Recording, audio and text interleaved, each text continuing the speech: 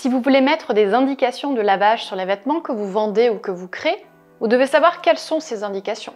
Vous savez, ces petites étiquettes qui se trouvent à l'intérieur de nos vêtements, qui nous grattent, qu'on coupe dès qu'on rentre de notre session shopping, elles contiennent toutes sortes d'informations, telles des hiéroglyphes. Aujourd'hui, on va se concentrer sur ce que signifient les symboles relatifs aux températures de lavage. Il y a 5 catégories: le lavage, le blanchiment, le séchage, le repassage et le nettoyage à sec. Pour le lavage, le premier symbole que vous pouvez rencontrer est un petit seau d'eau.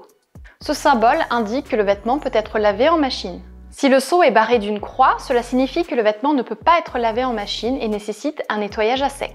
S'il y a une main, cela ne veut pas dire qu'il faut le laver à la main obligatoirement, non. Beaucoup de machines disposent du programme lavage à main que vous pouvez utiliser. Maintenant, regardons les chiffres à l'intérieur du seau d'eau. Ces chiffres indiquent la température maximale à laquelle vous pouvez laver le vêtement. Par exemple, si vous voyez un chiffre 30, cela signifie que le vêtement peut être lavé en machine à une température maximale de 30 degrés Celsius. Les températures vont de 30 degrés à 95 degrés Celsius. Certains vêtements peuvent également comporter des symboles supplémentaires en dessous du seau d'eau. Si un trait droit est dessiné sous la bassine, cela signifie que le fabricant conseille un lavage à cycle modéré, avec 2 traits en mise sur un lavage en mode très délicat.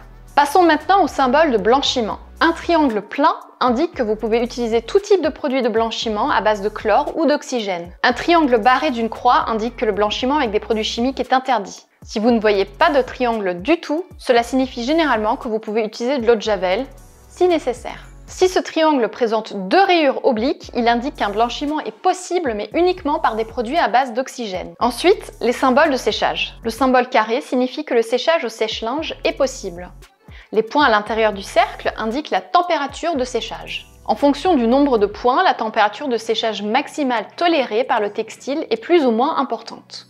Un point indique une température réduite, environ 60 degrés, tandis que 2 points autorisent une température de séchage normale, jusqu'à 80 degrés Celsius.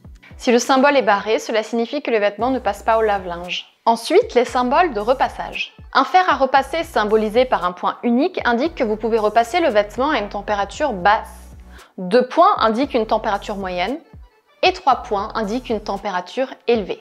Si le fer à repasser est barré d'une croix, cela signifie que le repassage est interdit. Et finalement, pour le pressing, la lettre à l'intérieur du cercle renseigne sur les solvants ou techniques de nettoyage qui pourront être utilisés par le professionnel du nettoyage. Voilà, vous connaissez maintenant les principaux symboles que vous pouvez trouver sur les étiquettes de vêtements. N'oubliez pas de les vérifier avant de laver, blanchir, sécher ou repasser vos vêtements, car cela vous aidera à les entretenir correctement et à les garder en bon état plus longtemps. J'espère que cette vidéo vous aura été utile et que vous vous sentez plus à l'aise avec les étiquettes des vêtements désormais. N'hésitez pas à poser vos questions dans les commentaires et n'oubliez pas de vous abonner à ma chaîne. Bonne chose!